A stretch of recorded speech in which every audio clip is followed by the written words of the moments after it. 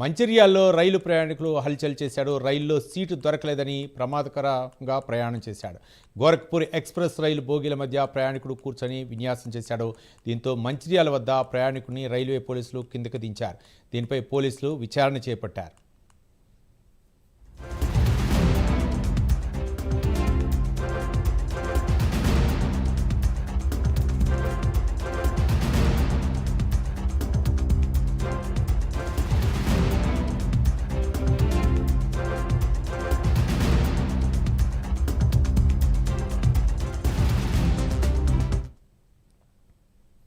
మంచిర్యాలలో రైలు ప్రయాణికుడు హల్చల్ చేశాడు. రైల్లో సీటు దొరకలేదని ప్రమాదకరంగా ప్రయాణం చేశాడు. గోరఖ్పూర్ ఎక్స్ప్రెస్ రైలు బోగీల మధ్య ప్రయాణికుడు కూర్చొని విన్యాసం చేశాడు.